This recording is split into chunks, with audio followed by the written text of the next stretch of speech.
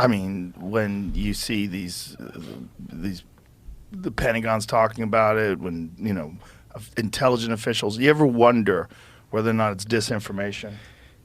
Yeah. You want to go ahead? So yeah, I'll take that first.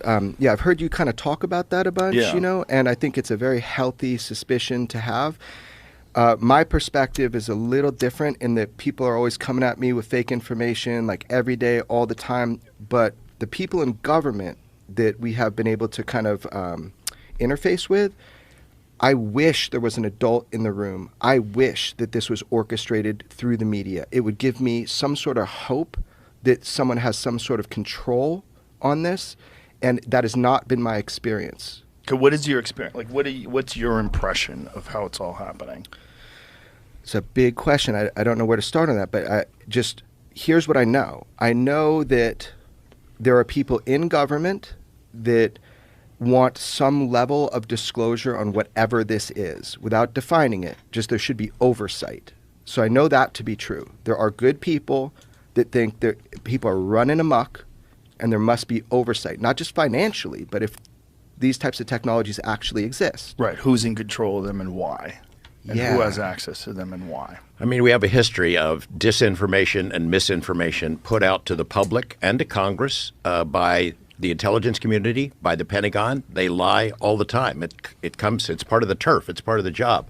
But for them to then go into closed-door briefings with members of Congress, with the oversight committees who handle their budgets, for them to lie about that, that's another matter. And I don't think they would because they could get busted for it. A lot of stuff is coming out now, and I know we get asked all the time, who's behind this push? It looks like it's one big movement as opposed to a bunch of different things that all happened in approximately the same time. It's kind of been organic. Different people have come forward, and it encourages other people to come forward, as opposed to somebody doing a master manipulation of the whole thing. What resistance is there to this information getting out? There's resistance on like multiple levels. So despite what you believe to be true or not true, the big question is, are we going to be able to verify some of these claims? That's all I care about, right? If we're back engineering some of these craft, then I believe that we should have the discovery process to find out if things like what David Grush has said under oath, that he has literally put his well-being and his safety on the line for, if that is true, then we have a duty to find out.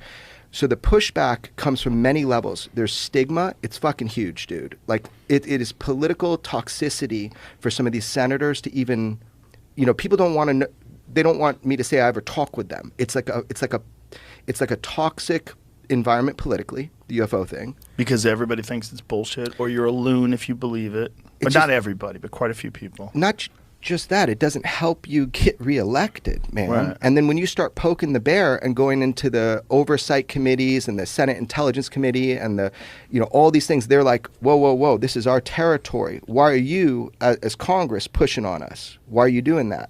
Like, this is our job. We have clearances. So there's that kind of pushback too. You look back at the beginning of the cover-up, why did it happen? Why did it start? Well, if 1947, this gigantic wave of UFOs suddenly appear. You got Kenneth Arnold, you got Roswell, hundreds of sightings all over. We'd just come out of World War II, and our military is faced with a new threat that they really don't know what the hell it is. They start looking at it and trying to figure it out, but they can't.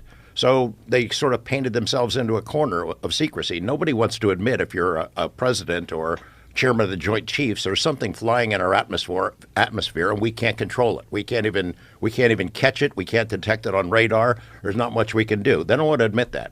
Secondly, I think what was told to me by a Senate intelligence guy who was a chief staffer who oversaw black budget operations. He had come out to Area 51 looking into the Lazar stuff years ago, early 90s.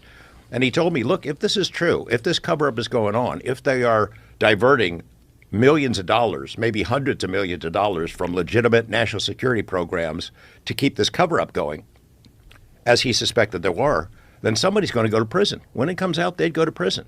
I think we heard Dave Grush speaking before this House committee in late July, in which he talked about special access programs, hundreds of millions of dollars being funneled into them. Nothing ever comes out. Congress has no oversight. Congress doesn't even know they exist.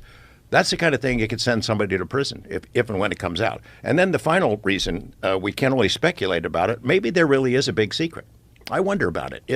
If I was told, here's the real deal, here's what's going to happen if this comes out, society will collapse. It is so overwhelming, so disturbing that it would hit the fan, that everybody'd freak out. Maybe there is something like that. I don't know. But it gets dangerous for us to allow military folks to decide, I can know it, but you can't. Dad can know, but mom and the kids can't know. I don't like that. Yeah, I'd like to be able to know myself. I don't like it either, but why do they think that society would collapse?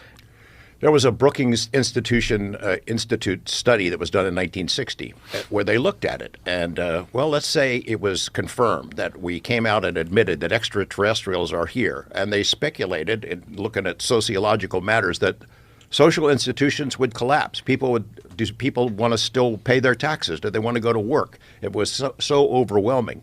The fact that we, a lesser species, have been discovered by something more intelligent. We know from human history how that works out. When the Europeans come to North America, we know what happens to the people who are already here, the less developed society. They collapsed. They were wiped out.